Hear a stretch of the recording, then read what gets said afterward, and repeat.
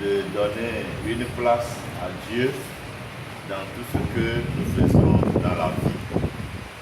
Ça fait partie de l'humilité de l'homme. Quand l'homme est humble, Dieu l'élève. Mais quand l'homme s'élève, Dieu l'abaisse. Donc, je crois que c'est appréciable ce que vous êtes en train de faire, surtout le fondateur est en train de faire. Depuis le commencement de cette école, il a toujours honoré Dieu. Et Dieu a dit dans sa parole, je honore ceux qui m'honorent. S'il continue toujours à honorer Dieu, je crois que Dieu continuera toujours aussi à l'honorer. Il ne va pas le trahir. Dieu ne trahit jamais un homme. Amen. Parce que même dans cette réunion, vous avez demandé à ce qu'on partage la parole de Dieu. Je crois que Dieu est honoré dans cette réunion. Nous allons prendre la parole dans le livre de Jean, chapitre 17. Chapitre 17. Il s'agit de la mission de Jésus-Christ. Le Père l'a envoyé faire quelque chose. Et il a réussi sa mission. Je prie aussi également que vous qui êtes ici, vous êtes aussi les envoyés dans une mission. Et vous devez réussir aussi votre mission. Amen. La raison qui nous a unis ici, c'est parce que vous avez réussi votre mission pour l'année précédente. Si ce n'était pas réussi, nous ne serions pas ici. Si ce qu'on vous avait demandé à faire, vous ne l'avez pas fait. Même si on est ici ce soir, ce n'est pas pour rire, mais c'est pour réprimander. Mais heureusement, ce soir, nous ne sommes pas là pour réprimander qui que ce soit, mais c'est pour apprécier chaque enseignant de My Excellence. Vous voyez, c'est une équipe. Et vous avez joué. Puisque vous avez marqué le but, même ceux qui n'ont pas bien joué seront appréciés parce que l'équipe a gagné. Et nous souhaiterions que ce soit ainsi pour le reste du temps que vous allez passer avec au nom de Jésus. Donc, lisons le premier verset du chapitre 17 qui dit « Après avoir ainsi parlé, Jésus leva les yeux au ciel et dit « Père, l'heure est venue, glorifie ton Fils, afin que ton Fils soit glorifié, ton Fils te glorifie, selon que tu lui as donné pouvoir sur toute chair, afin qu'il accorde la vie éternelle à tous ceux que tu lui as donnés. Or, la vie éternelle, c'est qu'ils te connaissent, toi le seul vrai Dieu, et celui que tu as envoyé, Jésus-Christ. Je t'ai glorifié sur la terre, j'ai achevé l'œuvre que tu m'as donné à faire. Et maintenant, toi, Père, glorifie-moi auprès de toi-même, de la gloire que j'avais auprès de toi avant que le monde fût. Amen. Je crois que vous avez écouté Jésus parler dans ces versets. Il dit,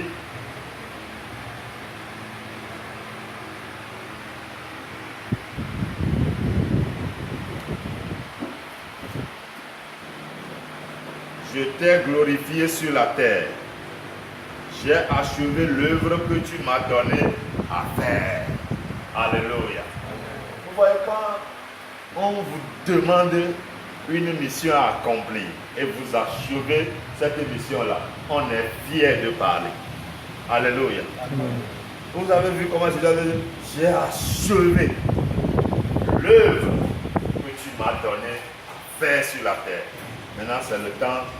Il demande au Père, tu dois me glorifier maintenant. Alléluia. Tu dois m'apprécier maintenant. Tu dois montrer au monde que je ne suis pas un infidèle, je suis un serviteur fidèle. C'est bon de commencer quelque chose, mais c'est la fin de toute chose qui est mieux. Si tu commences bien et tu finis mal, c'est la manière dont tu as fini qu'on va t'apprécier, qu'on va t'évaluer. Vous avez bien fini l'année passée. Que le Seigneur vous bénisse. Amen. Du cours primaire jusqu'au cours secondaire, vous avez travaillé. Je crois que vous pouvez dire comme Jésus ce soir, fondateur, nous avons fait ce que tu nous as demandé. Est-ce qu'on peut dire ça, non? Oui. Et nous-mêmes qui étions avec vous, nous sommes très fiers de vous. Ouais, fiers d'avoir des enseignants qui accomplissent leur mission. Fiers des gens qui ont pris leur responsabilité de faire exactement ce qu'on leur a dit. Parce que la fin d'une chose vaut mieux que son commencement. Vous avez travaillé.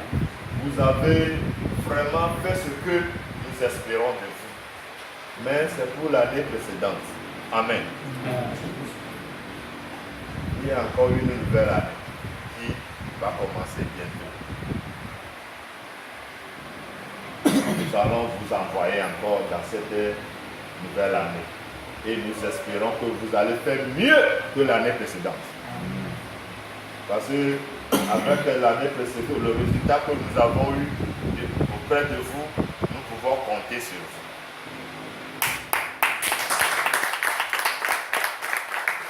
C'est pourquoi le fondateur, il y a 2 ans, quand il revient, on a beaucoup souffert.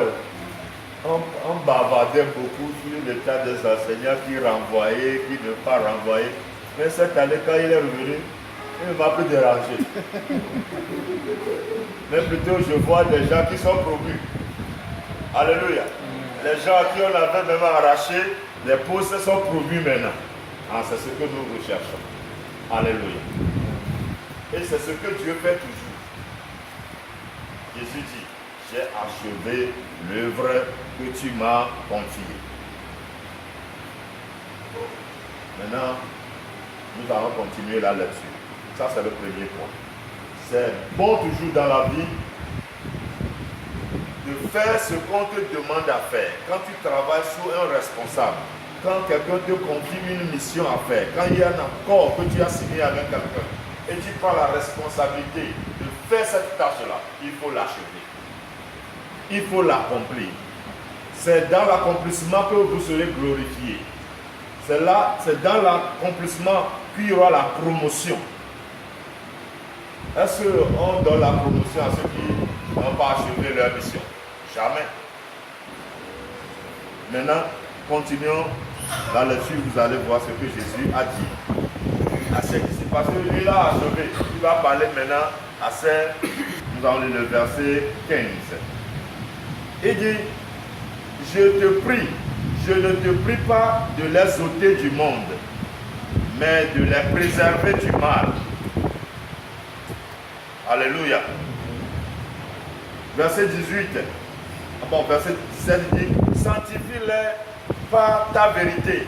Ta parole est la vérité. Verset 18, il dit, comme tu m'as envoyé dans le monde, je les ai envoyés aussi dans le monde. Verset 19, c'est là où je m'arrête.